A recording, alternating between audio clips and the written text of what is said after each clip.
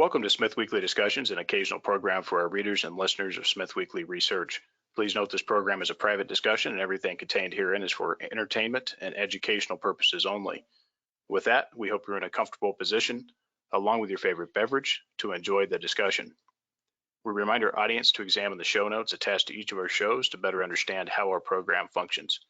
Before we get into our discussion, we want to say thanks for questions coming from our audience at Smith Weekly, including Nick W., Brent S., Todd A., and Linda S. On Smith Weekly Discussions today is a new guest of a returning company. David D'Onofrio has joined us.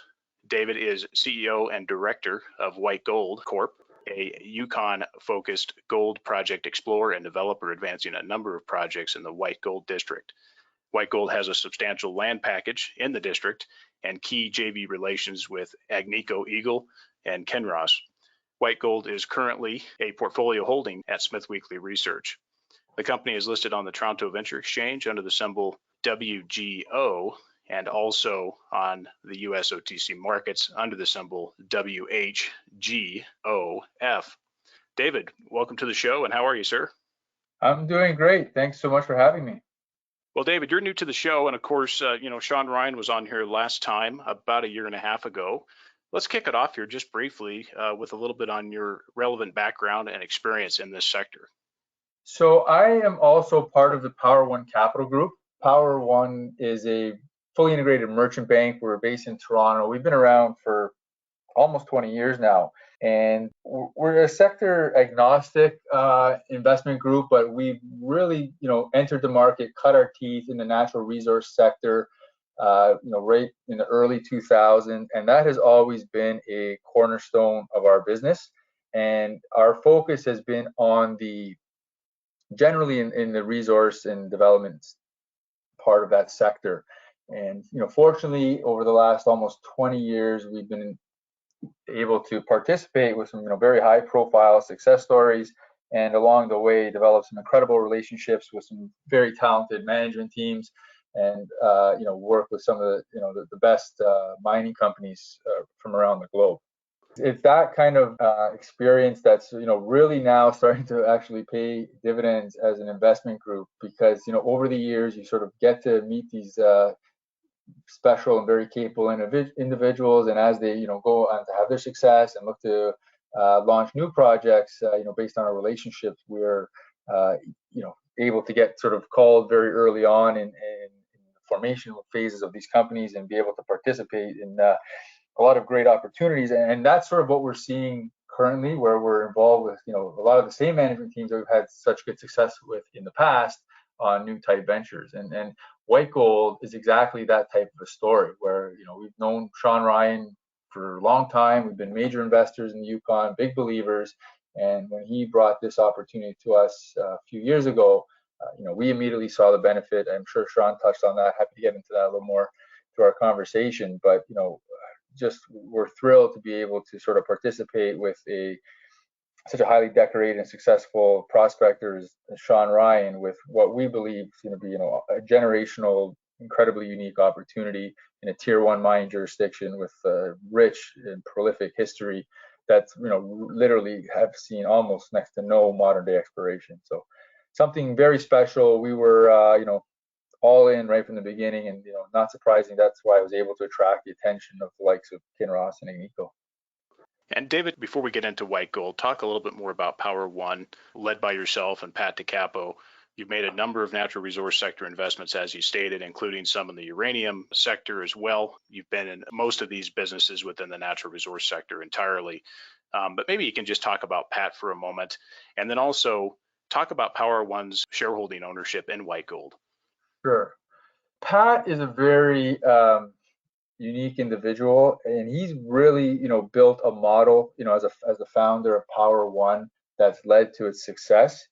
He values the strategic benefit of working with the right people in properly structuring companies, and his model as being a very patient investor really has allowed him to be as successful as he and the firm has been in the resource sector. The resource sector is very cyclical, as we all know. which, in the bad times makes it very tough. But, when you're in the bright part of the cycle, the opportunity is,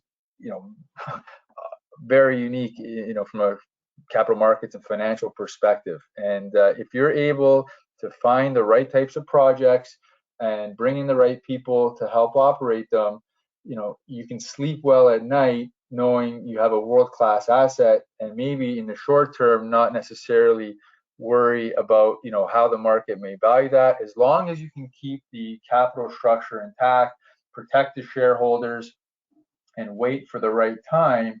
You can optimize your opportunity to be very successful in that industry. And we're seeing that today. Perfect case studies of that thesis in the uranium sector. There's some uranium companies that we've been involved with for well over a decade now. Encore Uranium's one of them. Laramide's another one. These are companies that are run by very highly capable individuals with a tremendous amount of expertise in the uranium sector. They have some very significant assets in the United States. And after it's been close to 10 years now where the cycle's been so out of favor, but there, we kind of had the thesis that if you can stick it out and wait it out and protect the capital structure of the company, when the cycle does turn, the opportunities will be second to none, because there really is, as I'm sure you and your listeners are aware, very few uranium names out there. That sector's become topical. Obviously, this whole green metal theme is at the forefront of everyone's mind, as it rightly should be, I think, in this political and economic environment that we're in today. And these types of opportunities are going to be the first to move, and there's not many like them. And in particular, where you have political enthusiasm as well, in addition to the commodity price movement, like we see in the uranium and a lot of these strategic minerals, where the U.S. and other countries have declared priority in funding exploration and development for strategic and other purposes, looking to reduce their reliance on certain other jurisdictions. These type of industries will see significant influxes of capital, like we're starting to see now. And when you have the leading assets with the right management team, the capital is going to pour to these few names, and that's when you can hopefully see some exceptional returns that will pay for the wait. That's certainly the case for those couple. For better or worse, we have a number of names in our portfolio which are in that situation. Along this green metal theme, lithium is certainly very topical these days.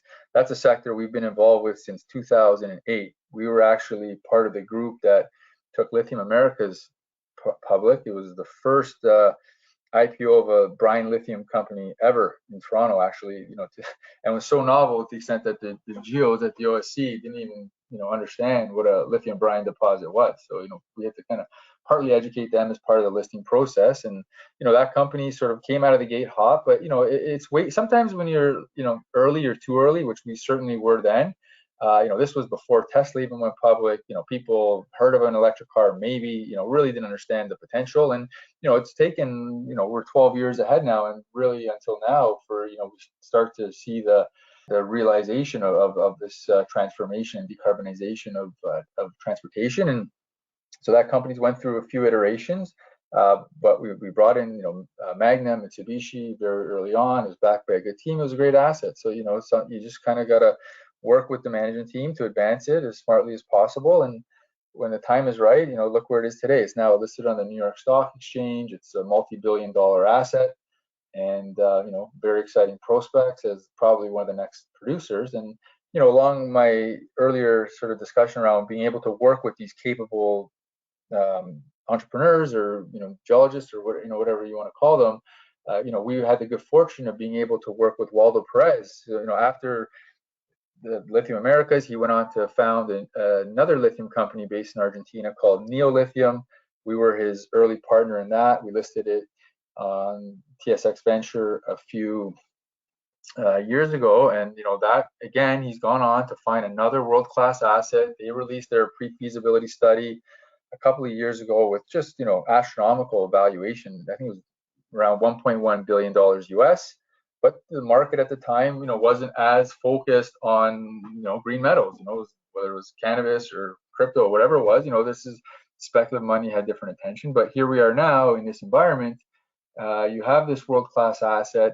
It was just validated in terms of quality, in my opinion, by the fact that they were able to attract CATL, the largest battery manufacturer in the world, as a strategic shareholder. They bought 8% of the company. And why that's particularly important in that sector is, unlike gold and copper, where you pull it out of the ground, there's a buyer for it. This stuff is very highly specialized. It's a real chemistry experiment. You need to have the right metallurgical components and the ability to obtain the purity levels needed for a battery. And I think with them making that investment, that sort of should signal to the market that this particular brine, which we thought all along it did, meets these characteristics. And actually, just today they put out a press release showing that their brine can meet these sort of ultra high purity qualifications that is required by these battery manufacturers. So that's another story based on 10 plus years of relationships, but understanding the sector, working with the right people. And now we see this it's come into favor, and the returns are quite exceptional. Yeah, and I want to bring this back to White Gold for a sec, because you're the only guy at PowerOne that's actually out there running White Gold. I mean, Pat DiCapo's not really too involved himself, and you're not involved with being on these other companies specifically, except for White Gold. So talk about that importance, and talk about how vested PowerOne is into White Gold. That's that good for you to sort of pick up on that. Not something we maybe necessarily advertise, but these other type companies, which are part of our core positions that we think about and work on every day, and it's not in a direct management or even a directorship role usually. Something we're always doing, because at the end of the day, we're equity shareholders in this like everyone else. We've written checks into it like everyone else, and our goal is for this equity value to appreciate. The White Gold story is no different in that regard. Where it is unique is that we were able to work with Shawn so very closely in the formation of this company that it almost felt like we were part of the management team. And what was a little bit different is that, unlike a lot of founders who want to wear all these different hats in their companies, Shawn, he wasn't necessarily interested in that. Like, he recognizes what he's good at and what he likes to do, which is being in the field, prospecting, analyzing data, looking for technological advancements to help sort of be able to advance his exploration methodologies. That's what he wants to do, and that's what he wants to focus on, and that's what he's good at. And that's how businesses should be run. A small business, unfortunately, the resources aren't necessarily there to allow people to specialize like that. But when Shawn kind of indicated that was his interest, that led us to think like, well, what, that could really work out well. So now, typically in the junior resource space, you'll see a CEO, especially if they're a GO, they're kind of doing that. Plus, they have to take on the task of running the capital markets, marketing, etc. Well, hey, you know what? Listen, we're Shawn's partner. Why don't we divide and conquer here? Let Shawn do what it is that he likes to do and he's an expert at. And we, as the PowerOne group, like, I'm sitting in the chair, but I really feel like it's effectively, the entire PowerOne group sitting in the chair, being able to manage the capital markets and running the corporate side of the business, which is what we like to do, what we're, good at. And it's really worked out well, in terms of being able to optimize our resources. David, talk about just your guys' allocation into the company. I mean, is White Gold your guys' largest allocation? It's a very significant investment for us. We are check writers. We've written checks alongside of Agnico and Kinross, and recently Eric Sprott, and all the different financings. And it financially, it's very significant for us in terms of what we've invested. But we truly believe that this company is one of those premier, like, generational type opportunities. I think we're heading into the right sector. I mean, our share price doesn't reflect it today, but we think that the value in this company is literally second to none, and have never sort of been more optimistic about the prospects of this company. Opportunities like this will help us better articulate what we're doing to unlock that value and where we are in that process. but it is certainly, one of the things we are, most directly involved with. Obviously, myself as a CEO, it's the first thing I think of in the morning, and and last thing I think of when I go to bed. And in addition to working on it all day long, and I really, do believe that this company, with the assets we have that are already established, and the size of our land package, with the history it has, and the exploration success we've had today, what we're seeing, the potential is second to none, especially in a tier 1 jurisdiction like we have in the Yukon. And this is what Agnico sees, this is what Kinross sees, this is what Eric Sprott sees. This is we've had a number of highly sophisticated investors in our company, and I don't doubt that this will realize. I think we're very fortunate that we have the right market here to be able to capitalize on this, and I'm very hopeful that we're going to start to see that value come back more clearly appreciated by the market. Like even the analysts who cover us, I think there's a couple, and the average target price is north of $3 here. Notwithstanding that we're trading at 75 cents here. And sort of the way I put it, and I've mentioned this maybe on one or two of these other video interviews that are out there, is think about an exploration company, right? You start, and what's your goal, right? You're hoping to find a sniff of something. Then you got to raise a bunch of capital. You got to work on it. There's a tremendous amount of risk. It takes a long time for these things to be successful.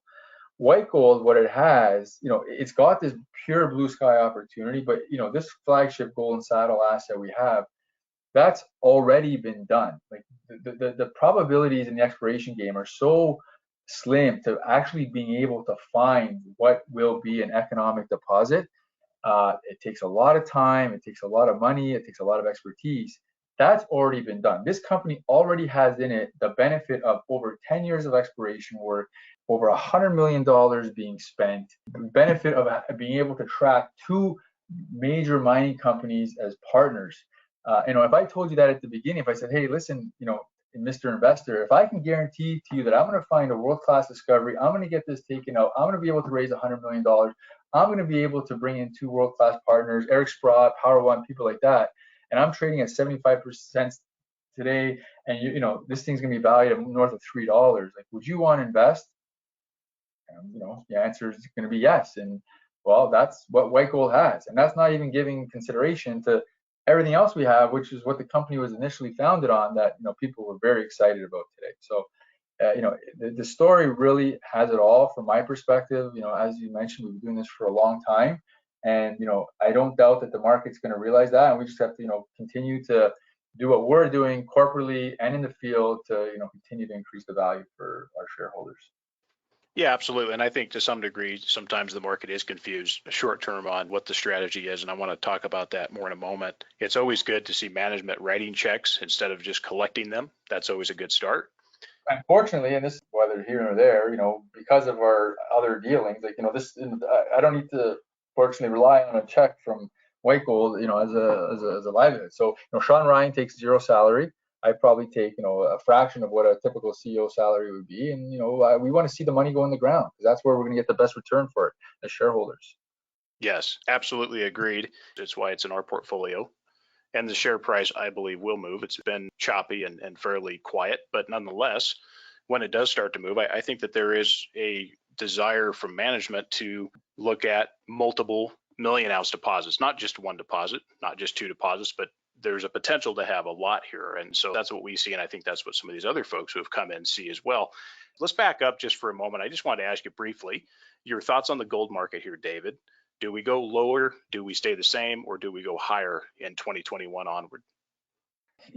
Notwithstanding some choppiness that could be coming up, with the election, wrapping up and some other things, I fundamentally think we will see an increase, a continued increase in the gold price. I don't know how dramatic it will or won't be, but I think there's a lot of stimulus. I'm not an economist, but there's a lot of stimulus, going into the world, as we all know. That's going to be buying things. That's going to have an effect on the value of currencies. If traditionally that would sort of, devalue currency. If that's going to happen with the US dollar, like I think started to see a little bit, that's going to be reflected in increased commodity prices. But with that said, I think, as a June, it's good for market sentiment. It's good for the majors who continue to print more cash the higher the price goes. But fundamentally, as a junior exploration company, we shouldn't necessarily need to be as sensitive to that. It's more binary. Like, are you going to make a discovery or are you not? And whether the gold price is 1750, 1850, or 1950, that shouldn't make such a difference, right? And I know with our, again, like, depends on who you're talking to, who gets more excited about what. I'm equally excited, but I sleep very well at night knowing we have, almost 1.8 million ounces, 2+ grams open pit. At gold prices anywhere near here, this is, in my view, and based on some desktop studies we've done, the possibility of being a robustly economic deposit, right? And that's, understood by others out there too, which is why the phone is ringing by interested parties. So I think it's going to go higher. Fundamentally, that's good for the whole sector because it just brings more eyeballs and capital to the sector, which again, the tide is going to, the rising tide raises all boats. But I'm a little bit less sort of focused on that on a day-to-day basis, to be honest. But I do think we're heading into a strong gold. I think we're heading into a strong commodities market in general, actually. Yeah, certainly agreed. Gold makes up a big part for us. Copper and some other base metals is important to us. And then, of course, uranium is very important to us. And we've done a lot of homework on the sector and know what needs to happen and what will happen. David, talk about the Yukon for a moment from a jurisdictional risk standpoint, because we've gotten a little bit of negativity coming out of here on the regulatory and social side, but maybe you can kind of set the record straight a little bit here. What are your thoughts on appetite for developers to do business in the Yukon? What's your thoughts on the Yukon as a jurisdiction? Still one of the better ones in Canada. What's your thoughts? I think it's one of the better ones in Canada and certainly one of the better ones in the world. From our perspective, I couldn't, imagine more support and better, support, receptiveness to what it is we're working on doing from the government at all different levels within the Yukon. There, you can't ask for a better validation of that comment than the federal government and the territorial government announcing a multi-$100 million infrastructure program to support the exploration and development industries in the Yukon. That was, I think it was 2017, it was announced, called the Resource Gateway Project, where the Prime Minister and the Premier were in Dawson and they announced this program, and it was $360 million to upgrade existing roads within the Yukon, a number of districts, strictly for the purpose of advancing, mineral development in the Yukon. That was broken up into 3 different districts. And let me touch on that later, because I think this is kind of going to get back into some of this conversations you may have in terms of support. But a big part of that was in our district, and where it is planned, and it is moving forward. And this is the year I think we're going to start seeing Earth starting to move. It was a road going from Dawson, or an upgrade to the existing roads, which are mainly placer roads now, from Dawson right down to Gold Corp's coffee project at the time. And as we know, Newmont acquired Gold Corp and is now the owner of that asset. So that has changed the timeline for the development of that project, which is unfortunate for us because, as we all know, in an emerging district, it's that first operation that sort of, takes the most amount of confidence and faith to get underway. But once that's there, it's a domino effect for seeing all this other sort of additional infrastructure build on and projects come underway. We can chat about that in a little bit. But to your first point is what kind of support is there? Like, you tell me other places in the world where you see that happening, and that's just roads. There's other infrastructure, and that's a funded program, by the way. So that money is sitting in an escrow fund for this. In 2 of the other districts, the earth has started to move. That's being moved forward. So that there's not many places that I'm aware of where you're seeing that kind of support, and that's just for the roads. So there's airport improvements, there's other types of infrastructure, housing, sewage, et cetera, et cetera. So you couldn't ask for a better backdrop. What we've sort of heard, and what's unique about the Yukon is there's, from a First Nations perspective, there's different groups in different areas. Now, generally, the Yukon is one of the most progressive and has some of the best relationships in Canada with the First Nations. In our district, particularly, I think we have an excellent relationship with the First Nations, and the First Nations, the different groups have excellent relationships with the government. Some of these other areas aren't exactly that situation, and there has been, different pushbacks for different projects or different aspects of projects over the years. But where we are now, those are all nothing that hasn't been resolved. And I think a lot of that was sort of administrative, the way sort of certain approvals were filed, versus what some people maybe want to see things happening in a couple steps versus it all getting lumped into one type of approval. So there's some semantics around that. Generally, I think it's supportive. We're obviously very on top of that. That's what our intel says for those other districts. Our district, though, I think we've been very fortunate. You saw Gold Corp was racing ahead to build their mine, and that would have been in production this year. So that was all worked out, and that's your best indication of the type of support you can have.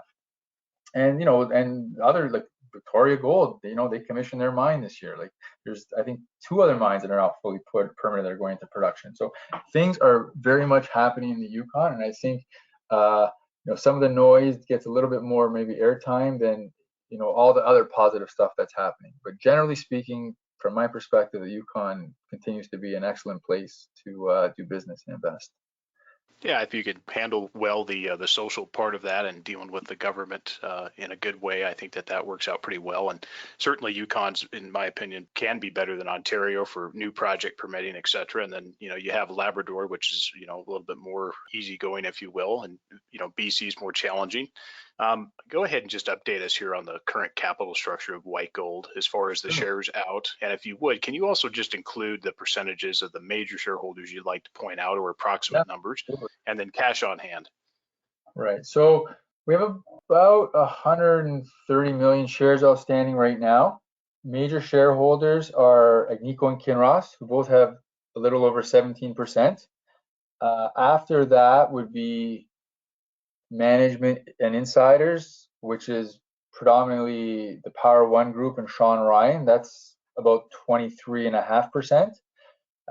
Eric Sprott joined us this year as a significant shareholder, so he's on top of that as a few percent. This was his first investment in the company.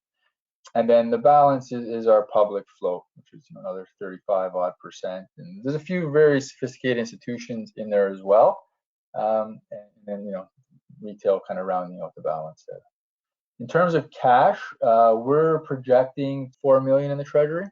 At the end of 2021, or sorry, end of 2020? Sorry, yeah, I guess I'm still kind of wrapping up things for our 2020 year, and this year was a little different. I don't know if we get this into not, but with the COVID, everything kind of got pushed back by a couple of months. So I'm still sort of, like you see, we're still working on getting out our news flow for the 2020 season, and that's probably going to take another, it's going to continue here, and I think we should have some stuff out shortly, and then more news to follow probably for for at least another month or so.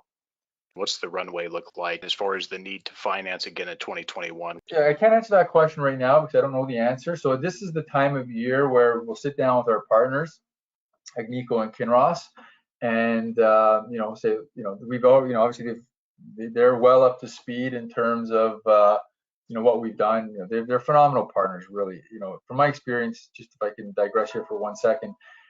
Often you see a major sort of an investor and a junior, and they'll give them a little bit of money and say, go do what you're going to do and come back in the end of the year and let us know how it went. Whereas, these guys are on site regularly, not this year, unfortunately, COVID, but, the past few years, 3-4 times, senior members of their team, and they've really, worked to develop a plan for success for us and are, almost holding our hand to help us come down that path to sort of achieve this type of thing. So it's been a really phenomenal partnership.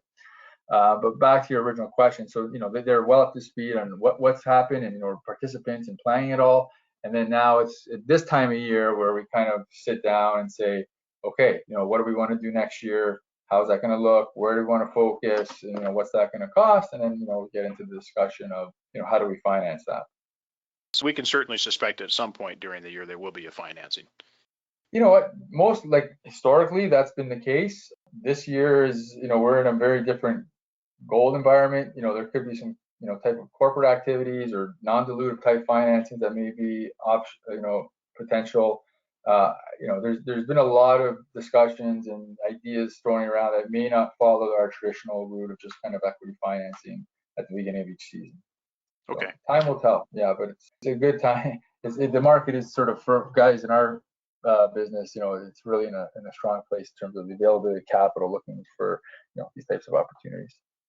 There can be very good dilution that happens, and I think that in this case here can be very useful. So can you just talk about, again, just the importance of Shawn Ryan being at the company as really a cornerstone leader at White Gold, and just maybe talk to a moment about his just, unconventional means and methods like ground truth?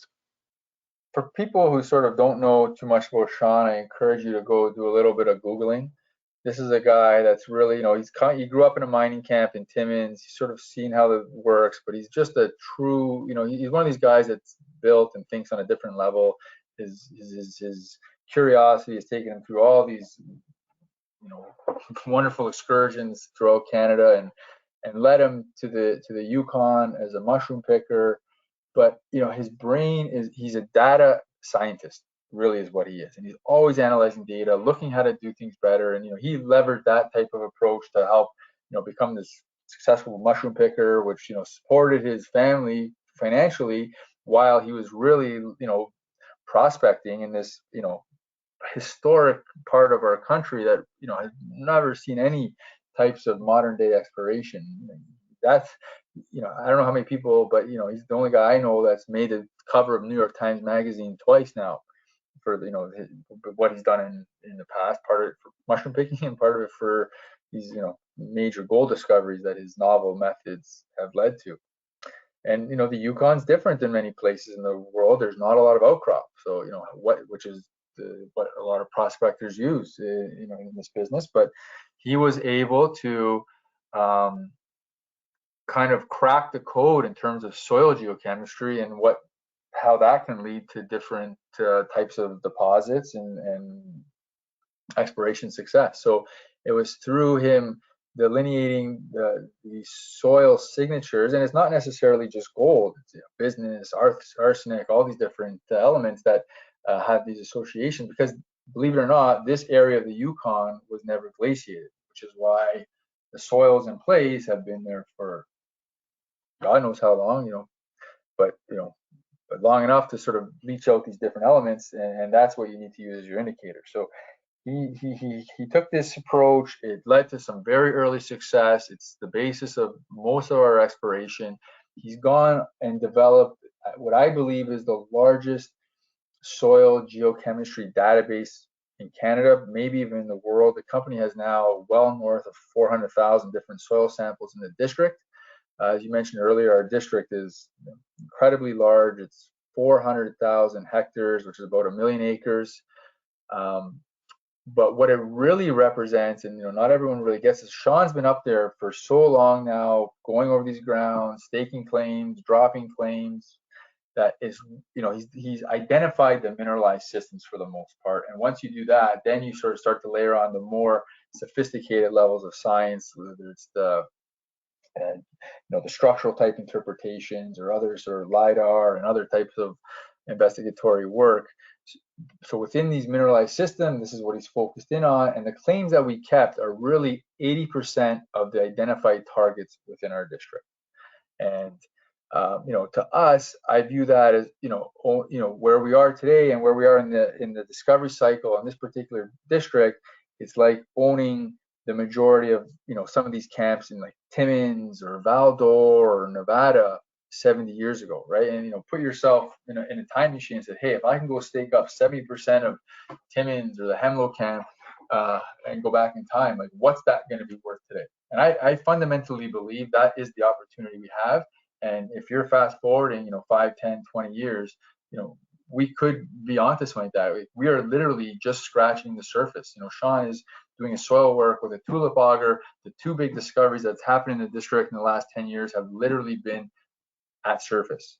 So now, when you're starting to see that, you have 20 million ounces of gold that's been in the creeks. Like, when is it camp at camp? You have Western Copper with 14 million ounces of gold.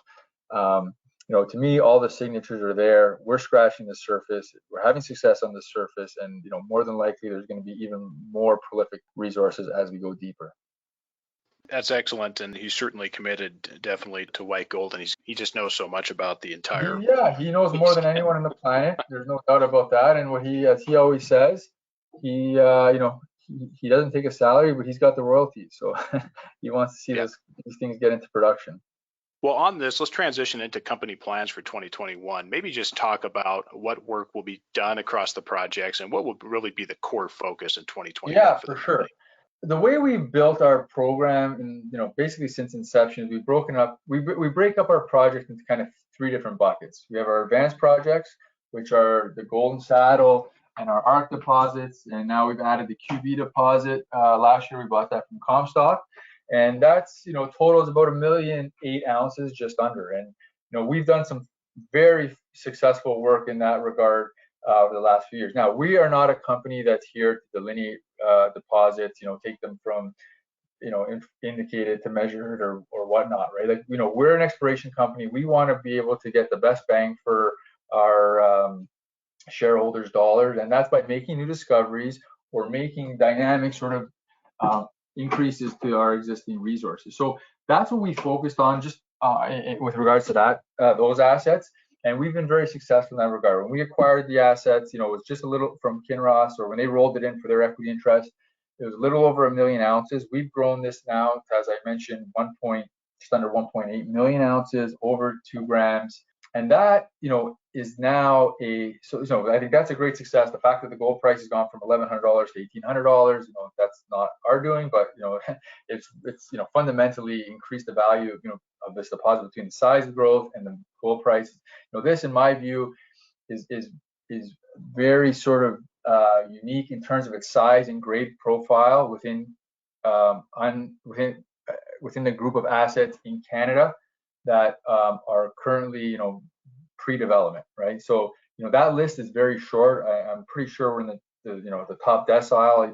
One of the studies I've seen not too long ago, and you've seen some of the investor presentations, if you take all the assets in Canada, how many of those are over 1 million ounces? How many of those could produce 100,000 ounces a year? How many of those could have cash costs all in under $1,000?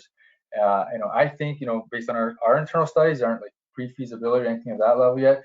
We fit that parameter bucket, and they're based on those studies, are not many of those around. So in terms of where are we in this gold market, where are we in the M&A cycle, I think we're very early on in the M&A cycle. We start to see a little bit of activity last year. Those are sort of some no premium deals. The premium is starting to get bigger, and as the more deals that happen, the prices start to go up. There's a fundamental reality that producers need to continue to increase their reserve base. They have not done much exploration in the last decade, so that particular asset in itself has now come on the radar of a lot of people. We truly appreciate the value there, and as I mentioned before, there's conversations around that of what to do, right? So there is some value which I think is certainly not being realized by the market, and that can be unlocked very easily. But it's a matter of what do we want to do that's going to create the most value for our shareholders.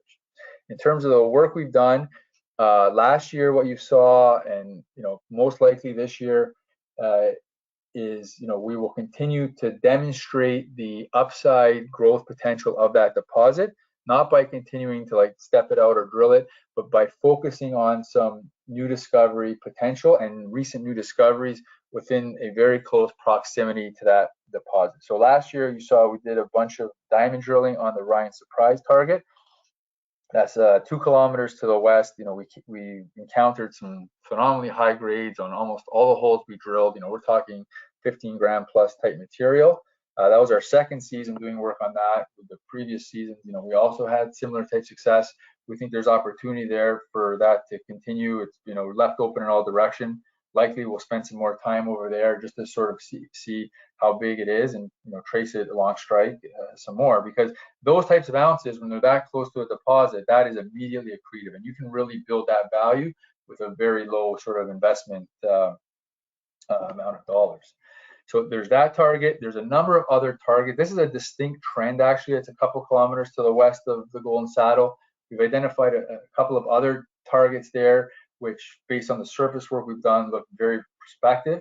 So assuming we're going to want to go back and do some drilling on that, again, for the same reason why we wanted to do the work on the Ryan Surprise. And based on the success and what we saw on the Ryan Surprise, we're very, very excited about the prospects of these new targets, especially in consideration of how close they are to the Golden Saddle.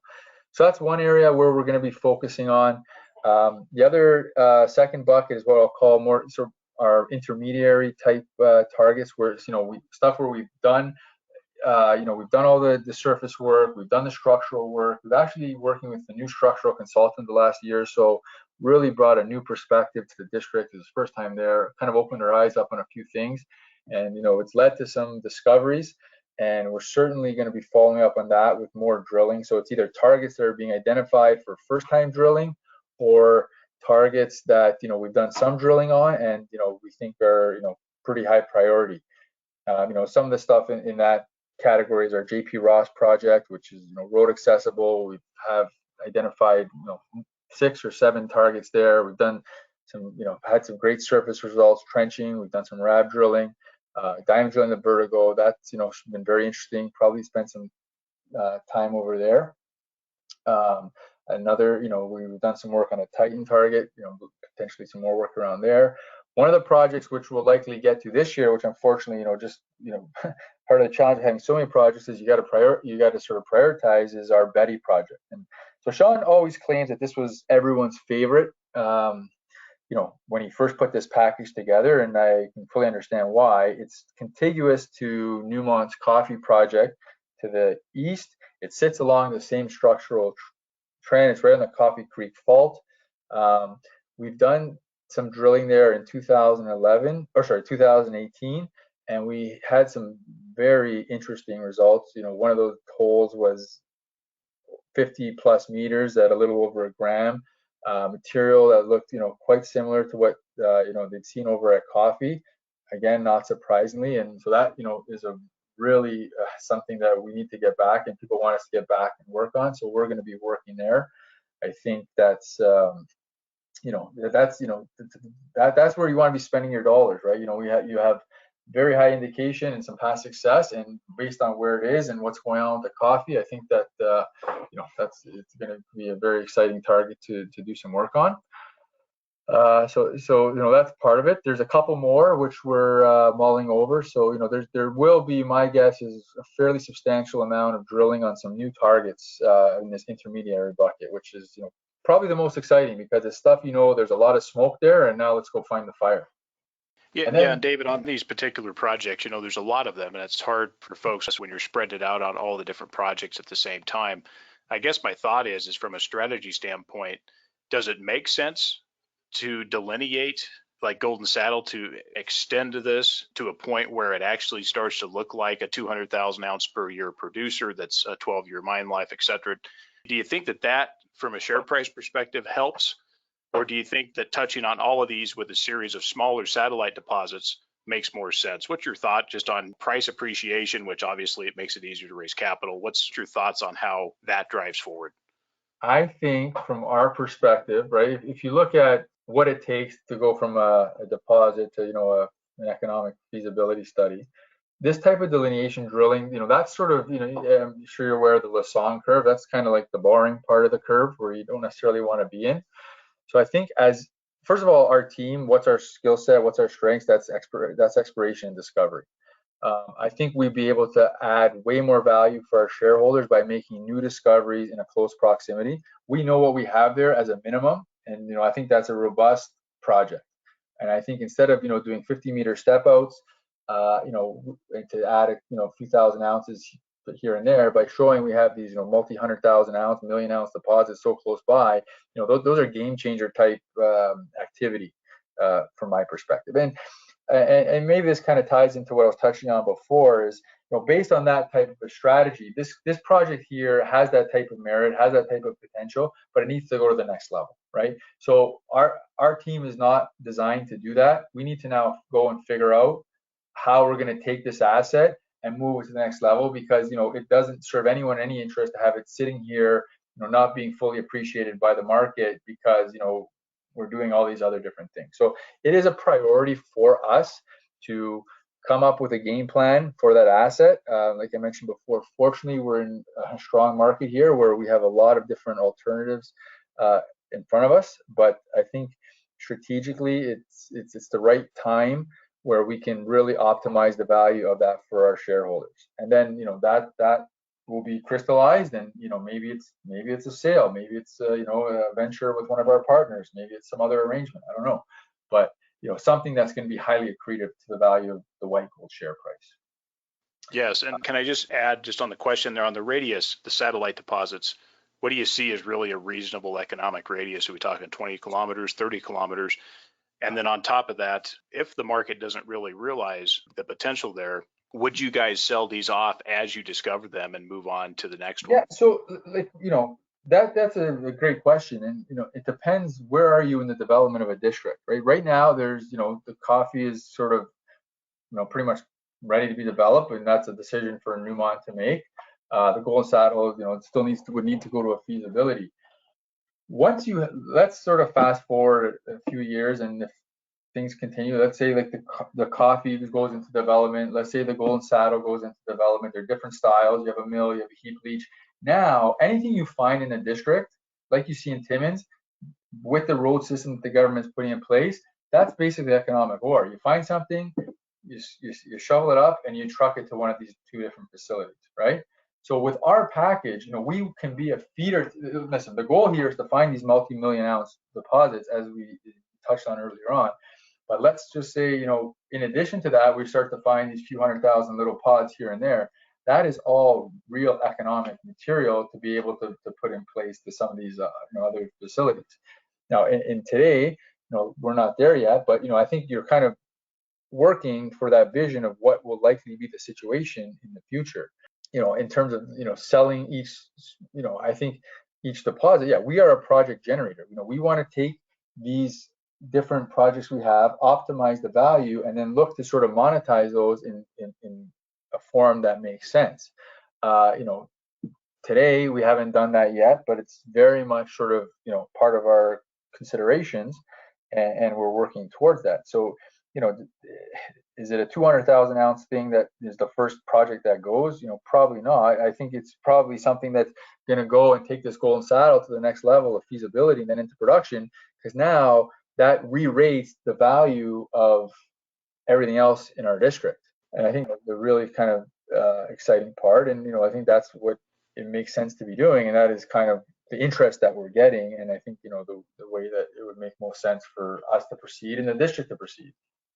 Yeah, and I want to try to get the potential across to the audience here, because we do like the strategy, but it's been difficult. It hasn't shown up in the share price, and that. And what's the thoughts on what you see that really needs to be done further here to start seeing the reflection in the share price? Yeah, so you're absolutely right, and this is what I'm going to continue to focus on and take more opportunities like this. White Gold is effectively a super junior, right? You could easily break this company up into 4 or 5 different public companies. In fact, in 2011 and 12, when Underworld had their first big discovery, which Kinross bought for 120 million in the district, and Kaminak had their big discovery, which Gold Corp eventually bought for $500 million. There was a dozen different juniors in our district, right? And they were all Shawn Ryan properties. He optioned off his package to all of them. When the markets went south in 2012 and 2013, Shawn got all these properties back, and that's when he combined them all into one to make White Gold. So we are really the culmination of what was 10 or more different companies. If I were today to go break, I wouldn't do 10 companies, but let's say I broke this up into 3 different companies. The White Gold property, our deposit, the JP Ross, the stuff at the Betty beside Newmont, and the stuff in the north. I would almost guarantee that the value of the share price, the sum of those prices would be far in excess of what we're trading at today.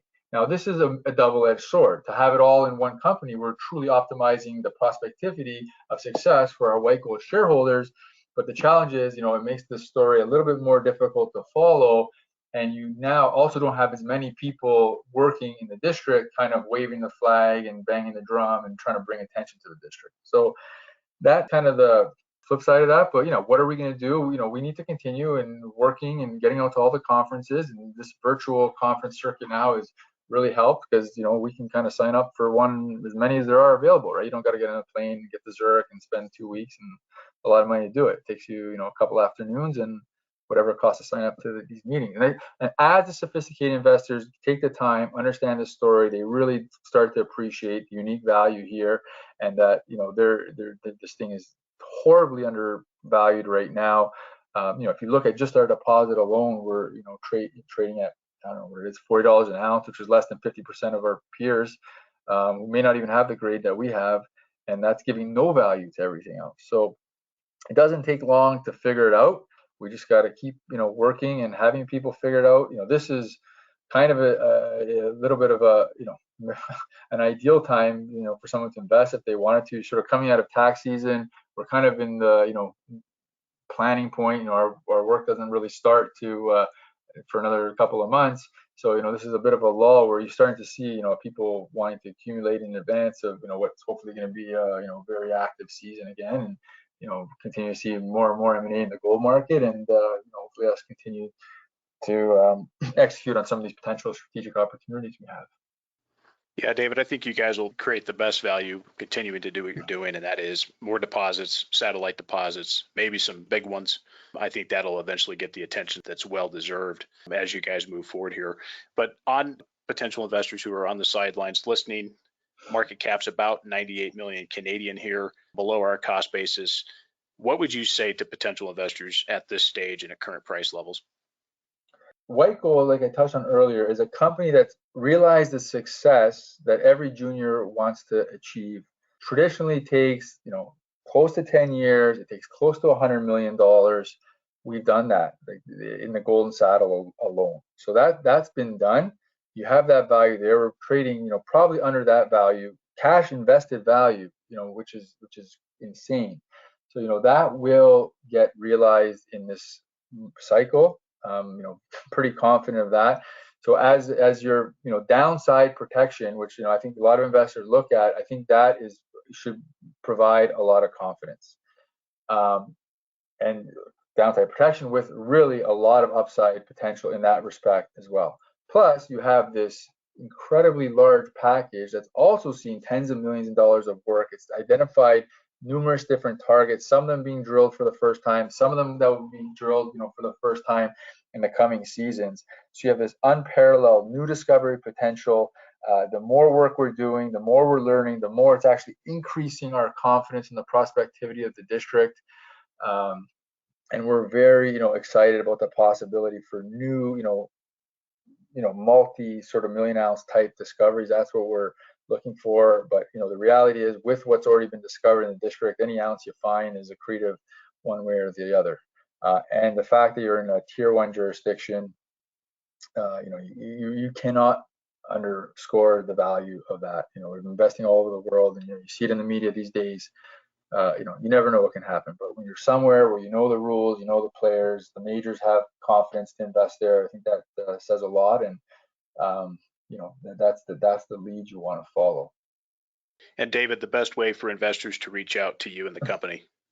Yeah, really welcome any and all sort of interest, and we're happy to have these conversations. Go to our website. There's actually a book a call feature right on the front page of the website. All our contact is in there, whitegoldcorp.ca, or you can reach us by email at ir@whitegoldcorp.ca. Well, David, keep up the efforts to drive the value here. I really appreciate you taking the time, and thanks again for coming on the show. Yeah, thanks so much for having. Like I mentioned earlier, I've never been more optimistic about the opportunities and the prospectivities for this company, and tremendously excited and grateful to be able to participate with everyone, and really thank you for the support and your continued interest.